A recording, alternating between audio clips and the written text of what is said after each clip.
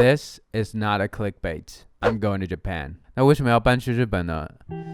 其实最近因为阿福跟杰里德在一起了，他们俩背着我拍了很多视频。他们在火车上一起待了48个小时，所以呢，我就想逃离这个城市，一个人搬去日本静一静。Just kidding, guys. Or am I? 那不扯，我们认真聊一下这个事情。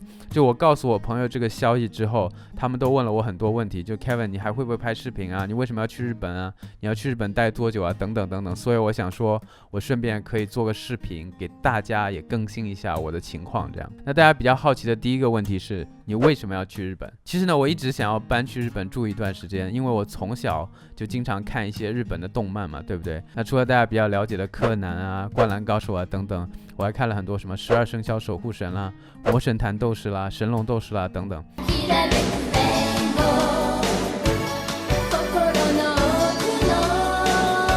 因为一个人的成长经历对你的人生是有很大的影响的。那还有一个原因是我在青春期的时候听了很多日本的一些摇滚乐队啊，包括日本的一些其他歌手，都是比较老的，但是我真的很喜欢他们，对我的影响很大。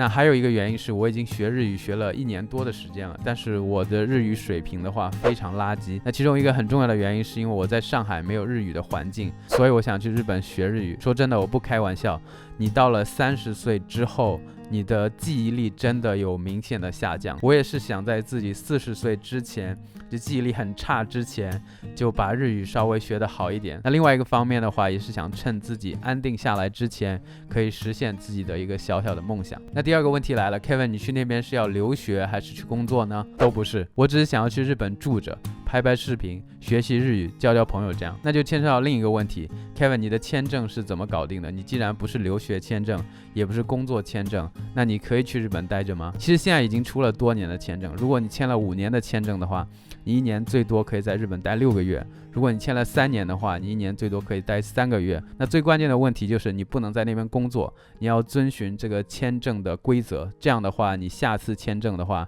就不会出问题。那我的方法的话，我也完全诚实的告诉大家，我就是想拿着访问的签证在那边住一段时间，有点像旅居。所以的话，只要我不打工不工作，然后不违反当地的法律的话，应该是没有问题的。那同时我也不会挑战极限，如果人家说你1年最多能待6个月，我不会待满6个月，这样可能会以后影响到你的签证。那我为什么没有申请留学签或工作签呢？首先留学签你需要钱，对不对？你需要花很多钱，你需要去支付你的学费啦，还有生活费啦，再加上我真的很不想再读书了，所以留学签 pass。 那工作签的话，大家都知道，即使我申请得到工作的话，在日本工作的环境是很压抑的，他们加班什么非常多，所以其实不太适合我。说白了，我就是好吃懒做。Alright， 那下一个问题是 Kevin， 你视频还会继续拍吗？你要在那边待多久呢？我先回答一下第一个问题，就是我的视频内容的话，还是会跟以前一模一样，还是会关注在中西文化、东亚文化以及语言上面。那同时呢，我会增加一些在日本的 vlog。那我已经策划了几期比较有意思的 vlog， 其中一期就是去日本的猫岛，最有名的那个青岛，去撸几百只猫，所以大家 stay tuned。 那我要在那边待多久呢？我的计划是先去1个月看一看住的怎么样，住的合不合适，是不是适合我。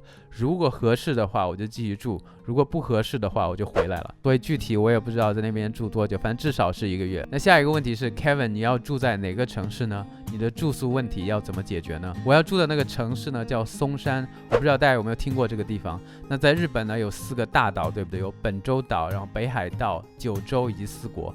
那我以前去过九州、本州以及北海道很多城市，所以我这次就想去4国。那猫岛呢刚好就在4国，而且离猫岛最近的那个城市呢就叫松山，所以我就这么定了松山。所以我只会在松山以及松山附近活动，真正的体验一下在某一个城市住下来的感觉。如果你也在松山的话，记得来找我玩，而且最重要的是要来教我日语。那至于住宿的问题的话，我本来想要住在日本的朋友家里，但是我后来想了一下，你要住人家家里那么久，然后又蹭吃蹭喝，最关键的是他要花时间陪你，对不对？我觉得太打扰朋友了，我不想打扰他们那么久，所以我最终还是决定不去朋友家住了。况且住朋友家的话，你就算给他们钱，他们肯定也会拒绝的。而且我的朋友们他们的中文都很好，如果跟他们在一起的话，我就完全没有机会可以练习日语。所以的话，我还是选择另外一种方案 ，which is to stay in the hostel。首先，在日本的 hostel 都非常干净，设施也很完善。同时，在 hostel 的话，你可以遇到很多新的朋友，也有机会可以练习日语。那最关键的是，我已经给 hostel 的老板写了一封信，那他呢非常欢迎我过去常住，所以我最后选择了住在 hostel。最后一个问题，你的爱猫、你的猫咪、你的主子阿德怎么办？很多猫奴都知道，在我们养猫界都有一句话叫养猫不出远门，对不对？所以这个问题我也很苦恼，但是还好，我以前有一个室友，他叫欧文，他跟我跟阿德都住过很长一段时间，所以他到时候会来我家跟阿德一起住。那他呢也算阿德的亲叔叔了，对不对？阿德跟他也很熟悉，所以的话，他来我家住着照顾阿德，我非常放心。那再加上相对于人的话，猫咪更认环境，所以在我家比较舒适、比较熟悉的环境的话，应该是完全没有问题的。那今天呢就跟大家更新了一下我的计划以及情况，也希望大家下次看到我在日本拍片的时候呢，也不会太惊讶。这样，那就这样吧。希望大家喜欢这个视频，喜欢的话记得转发和订阅。那我们下期再见 ，Peace。